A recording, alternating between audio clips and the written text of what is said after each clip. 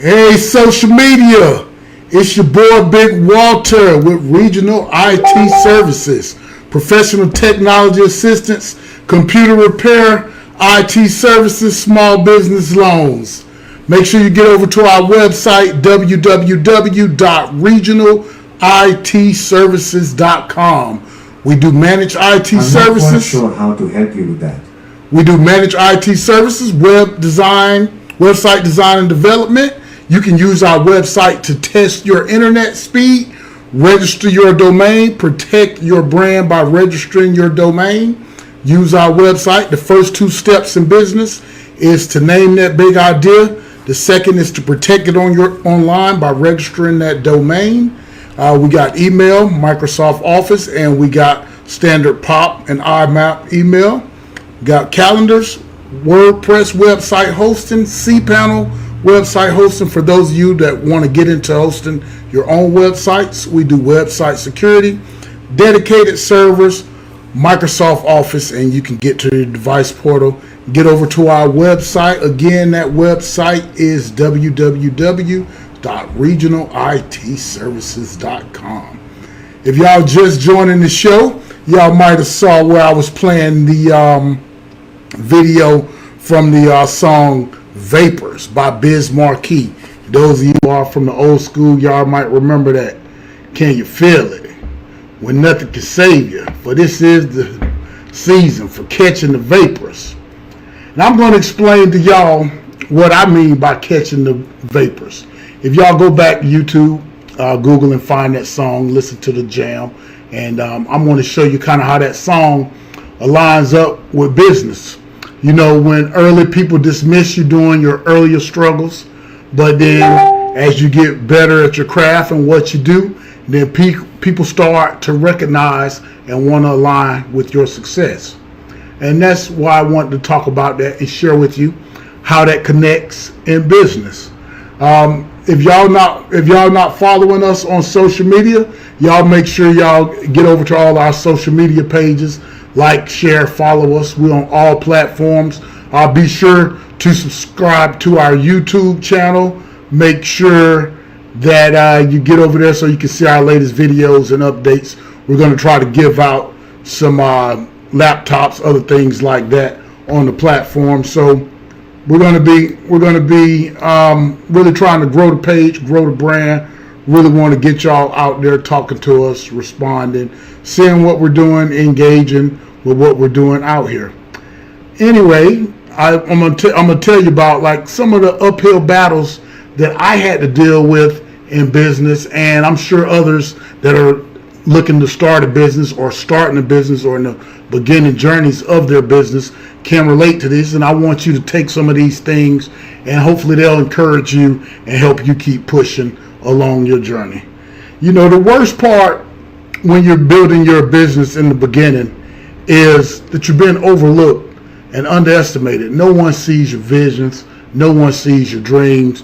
No one believes that what you're trying to bring into reality will actually become to fruition, will actually come into existence. But you can see it clear as day in your mind and in your vision. I remember when the last company that I worked for, my manager there, I started growing the company probably about the last 8 months before I left that company. I would come home every day after work and I would start building the infrastructure, writing my game plan, reading, learning, those type of things like that. So as I was relaying my plan to start my own company to my manager, one of the things he said that really stuck with me, he's like, yeah, a lot of those businesses are fly by night, you know. And, you know, I took that as a slight. I don't think he meant it as a slight, or maybe he did, but I took it that way. Now, because something didn't work out for someone else, or someone else did something that didn't work out for them, that doesn't necessarily mean that applies to me. They don't have my same fortitude, my same hustle, my same knowledge, my same eye for opportunity. But I use that, I internalize that, and I use that to fuel me growing this business.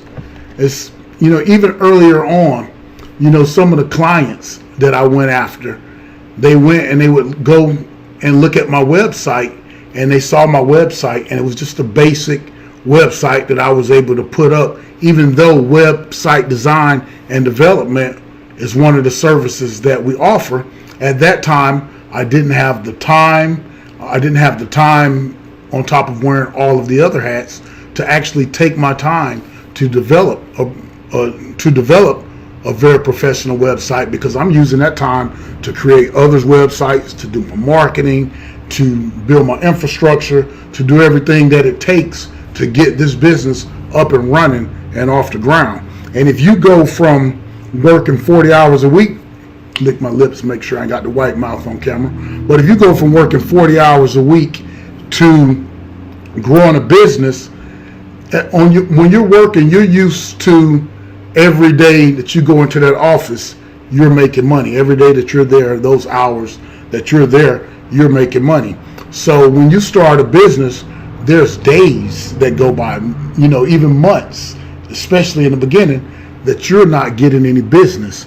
And this is when the doubt starts to set in. This is when the panic starts to set in. This is when you start to doubt your decision, because you're used to always being busy at work, not having to worry about whether there's things to do that'll generate income, because the company you work for usually have salesmen that takes care of acquiring clients for that company. If you don't work in the sales department, then normally your job is to do what your duties are for that company. So you don't really understand oftentimes what goes into generating revenue and keeping those doors open so that you can make those 40 hours and get paid daily as you come into the office. But when you're working for yourself, you're going to have those days where you're just working and you're not making any money, nothing's happening, no one's calling, anything. I don't have the money to pay for advertisement, my branding is not flashy, I don't have the big office, all of those type of things. But at the same time, I'm putting the infrastructure in place. So the turning point when my hustle met opportunity is I acquired a particular client, and I would love to plug their business, but I don't know, I haven't spoken with them, so I don't know if they would like me to put their business out there. But once I acquired this particular client was my first steady monthly managed service client. So this was a stable amount of money that was coming in every month that I could depend on, versus the other business that I was receiving initially relied on me selling, people needing my service, and sometimes me underselling my service because I came from the work world where I was used to staying busy. So a lot of times I had to learn the lesson of losing money and wasting time by taking jobs that I shouldn't have taken, or bidding too low on jobs just because I got in the panic of not having money coming in. But by acquiring this client here, having this monthly steady residual income from this particular client, this allowed me to further strengthen my infrastructure. From here, I was able to put some of the servers that I needed into the data center. At this point, then I was able to bring on a developer on board. So once I was able to bring on a developer on board, this freed up some of my time that I was spending doing the web design portion of the company. So this allowed me to free up my time to concentrate on other segments of the company. So having that residual income allowed me to strengthen infrastructure while I was still selling and trying to build my customer base, while at the same time depleting my savings as I'm trying to grow this company. Of course, if you haven't been in that position, of course, that's a scary place to be in. Also, when you're trying to acquire customers and they're looking at your brand and the fact that you don't have the big flashy office, the big flashy website, Never mind that I have the 25 years plus experience. That is not being properly relayed to the clients. But once I was able to get my servers in the data center, plus hire my developer, that was able to take our business to the next level. And that was the turning point. And those are the things that I want to show. Having those servers in the data center now allowed me to get clients, now allowed me to provide services that I wasn't able to before. Now it allowed me to have 24/7 around the clock ability to provide certain services. So now that changed the whole way that my business operated. Now doors that were closed for me were now starting to become open. That was the importance of staying resilient, overcoming those slow days, going through that doubt, going through those hard nights, going through those weeks of no income coming in. Watching the competition, seeing them do it better, seeing them have their services more aligned, their processes more in order. But what I noticed over time, all of that work that I had, all of those little bit of work that I started doing, 4 hours here, 4 hours there, the nights that I was coming home, the days on the slow days that I was working on infrastructure, building back in, improving processes. Over time, those small steps became a big growth.